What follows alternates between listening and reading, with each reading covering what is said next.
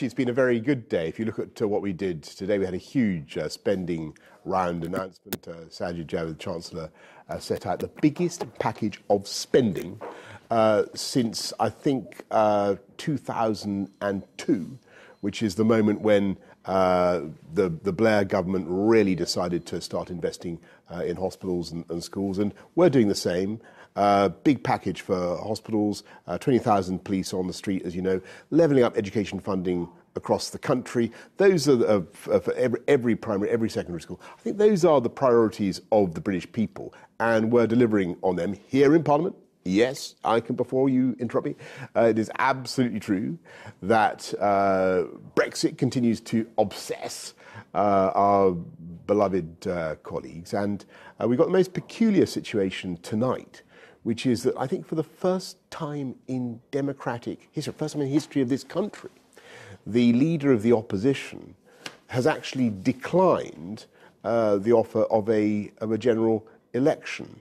And, that's what he's paid to do. That's what the opposition is meant to do. They're meant to contest elections against the government. I can only speculate as to why he has chosen not to have a general election. The reason I don't want one particularly, let me explain, I don't want a general election at all. However, I've been. If you lose 4 votes in 2 days, you need a general election. The truth is that we've had our chance to get a deal in Brussels on Brexit. You need a general really election. Badly damaged, if not totally wrecked, by the surrender bill. But why does a senior colleague, actually former senior colleague like Philip Hammond, just say you're straightforwardly wrong about that? Well, that your negotiating position hasn't suffered at all. Well, it totally wrecks it, because what it does, if you read the bill, what it does, the thing that was passed today, is it compels me as Prime Minister to write a letter. In fact, it writes the letter for me that I have to send to Brussels. I just have to add my signature saying I request an extension to stay in the EU. And it then gives the EU the power to decide how long the UK must remain in the EU. Now, that's a quite incredible thing. That's a quite incredible thing to do. You yourself say you don't want a no-deal Brexit. You'd much rather get a deal. Absolutely. Your own Attorney General said to you, if you insist on taking out the backstop, it is no deal. So your own Attorney General is wrong, is he? Well, you were at Biarritz and you've been seeing what's been happening, Robert, over the last few weeks. Actually, we've been making a huge amount of progress in other European capitals. And the fascinating thing is that whereas at the beginning of August, everybody said across the EU that you couldn't change one dot or comma of the withdrawal agreement, I think all the other 27 basically accept that it has to be changed. The question is how. And what we've been getting across to colleagues is that there are 2 broad areas of discussion, and they involve, the facilitations that you need to check things away from the Northern Irish border, to control goods flowing from Northern Ireland to the Republic, but away from, and vice versa, but away from the border. Then there's a more conceptual approach, which involves trying to look at the economic unity of the island of Ireland, whilst allowing the whole UK, complete with Northern Ireland, politically and economically, to come out of the EU. Now, that is the way forward. And what's sad about what's happened in the last few days is that our chance to make a huge amount of progress, come out of the so-called backstop, the thing that keeps us in the EU's legal order, makes sure that we have to accept the way the EU runs our trade policy, that arrangement we can come out of if I'm given the chance to get a deal. Now, I will get a deal. But I've got to ask you a couple of quick questions on that, though. Let's give you the benefit of the doubt and say you get a deal. Now, some of your Brexiter MPs say they want more than just removing the backstop, and they couldn't vote for a Brexit deal that was simply Mrs May's deal minus the backstop. Understood. But I need to ask you, because there's a parity issue here. If they Yes. vote against a deal that you are recommending, will Yes. you expel them from the party in the way that you expelled some Remainers from the party last night? Well, a couple of quick points. The first is that we're not just asking for the. The whole withdrawal bill is a bad withdrawal act, the withdrawal treaty, I should say, as signed by the previous, is a terrible treaty.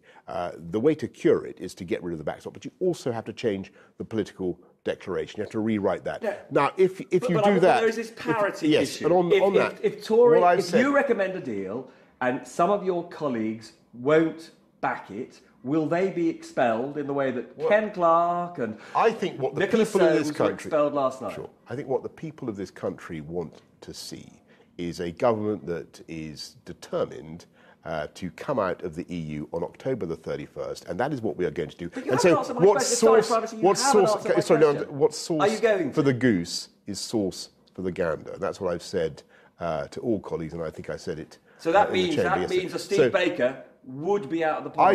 I think colleagues are going to find that the deal we get is extremely good. I think you're going to find that people will instinctively want to vote for it because it gets us out of the EU. And the real issue now is who is going to get that deal and who can be relied on to secure an exit from the EU. And I'm afraid what we've heard from the leader of the opposition today is not only does he want to cancel the referendum, and not only does he want to extend the UK's membership of the EU at the behest of the EU, giving that power to keep us in potentially for years and years at their own discretion, but also he now refuses, contrary to what I think is the constitutional duty of a leader of the opposition, he refuses to take part in a general election. And I don't think I've never known a time in modern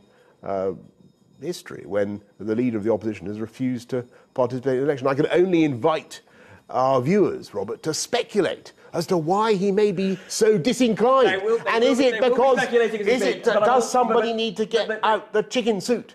That is my question. I think the chicken suit's for another day, because I've got another two very, very quick questions. I know we're almost out of time. One is, are you confident that you will get your general election before the EU Council? On that, back to where we were. I think that the Labour Party and indeed the Scottish Nationalists, who also seem to be against trusting the people with an election, I think they're going to find themselves steadily in an unsustainable... Because you can't enjoy not having the numbers to do anything. Are you going to be a permanent lame duck? We talked about chickens. Are you going to be a permanent lame duck, or will you get your general election? I think that the position of the Labour Party, to be so consumed by cowardice as to resist a general election, is not politically sustainable. And then very finally... That's my view. A Brexiter, Sir Edward Lee, said today he's deeply uncomfortable with what he called the purging of colleagues. I mean, Ken Clarke, probably the best known, certainly the longest serving Tory MP, held a whole variety of cabinet posts. Nicholas, you wrote a biography of Winston Churchill. He was his grandfather. Most people think there is something spectacularly odd about... Well, I think what most... About, distinguished Tories like that being thrown out. Yeah, and look, these are friends of mine, and believe me, I take absolutely no joy in any of it. But it was very sad and surprising that they should choose to undermine the UK's ability to get a deal. Because that's what it does. That's what it does. And I think what the country wants to see is clarity and determination in coming out of the EU on October the 31st. And alas, for those colleagues who had plenty of warning and explication about what we want, they were, I'm afraid, backing a bill, the surrender bill, that effectively frustrates Brexit. And we made it very clear to them what the consequences would But be. it So is I'm very. But you are running a new kind of Tory party, aren't you? No, not at all. This is unprecedented. No, it's just that we have a clear mandate from the people to deliver Brexit, and that, I'm afraid, Parliament has refused to honour that for more than 3 years. So we got to get it done. Prime Minister, good to see you. Thank you.